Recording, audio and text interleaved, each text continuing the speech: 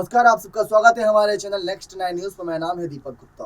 गुजरात चुनाव 2022 1 और 5 दिसंबर को होने हैं चुनाव।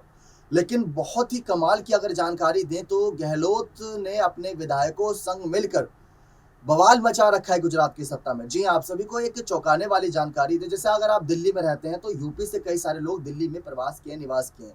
तो ये अपने आप में चौंकाने वाली बात है कि जैसे गुजरात और राजस्थान है, तो गुजरात सटा हुआ राज्य है राजस्थान, तो राजस्थान में कई सारे लोग, कई सारे नेता वहां पर गए हुए हैं। तो ऐसे में वहां पर चुनावी सरगर्मियां राजस्थान के लोग भी बदल सकते हैं। कहा जा रहा है कि वहां पर वोटिंग परसेंटेज राजस्थानी लोगों का भी बहुत ज्यादा, और राजस्थान यानी कि गहलोत गहलोत 3 बार मुख्यमंत्री रह चुके हैं राजस्थान के। और गहलोत के अगर विधायकों की बात करें तो रघु शर्मा, बीडी कल्ला, ऐसे तमाम बड़े दिग्गज मंत्री हैं जिनको गुजरात चुनाव में इस बार बहुत बड़ी जिम्मेदारियां दी गई हैं। तो गहलोत ने अपने विधायकों के संग मिलकर गुजरात की सत्ता में बीजेपी की नाक में दम कर रखा है। जब पीएम मोदी खुद मानगढ़ में तारीफ कर जाते हैं अशोक गहलोत की, तो लोग क्यों ना स्वीकार करें। राजस्थान के मॉडल को आगे करते नजर आ रहे हैं इस समय अशोक गहलोत गुजरात चुनाव में।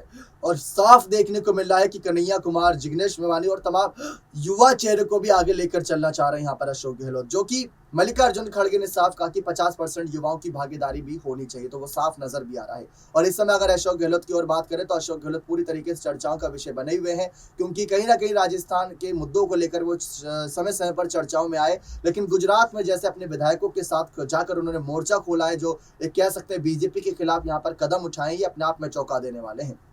करीब 43 मंत्रियों को यहाँ पर कहा गया था, 43, फिर उसके बाद 23 की संख्या बताई गई कि मल्लिकार्जुन खड़गे ने इतने मंत्रियों पर इस बार दाव लगाया यहाँ पर गुजरात चुनाव में। तो ये अपने आप में असरदार साबित हो सकता है। तो कहीं ना कहीं ये सारी बातें चौंका देने वाली है कि किस तरीके से गुजरात की सत्ता को हिलाने के लिए आ गए अशोक गहलोत। पिछली बार 61 सीटें थी। अगर बात करें यहाँ पर 2012 में 61 सीटें कांग्रेस के पास थी, और उसके बाद यहाँ पर 2017 में वही सीटें 77 की हो गई थी, 77। तो वो बहुत बड़ा आंकड़ा था एक तरीके से कांग्रेस के लिए। और अब अगर देखें तो मोरबी हादसा और तमाम ऐसी घटनाएं हुई हैं जिसको लेकर सियासत जारी है। तो यहाँ पर कह सकते हैं कि अब अशोक गहलोत इसका फायदा भी उठा सकते हैं, और अशोक गहलोत इसका फायदा उठाएंगे तो सीटों पर असर दिखेगा। कहा जा रहा है कि त्रिकोणीय स्थिति हो सकती है इस बार चुनावों में, लेकिन त्रिकोणीय स्थिति अभी तक नजर नहीं आ रही।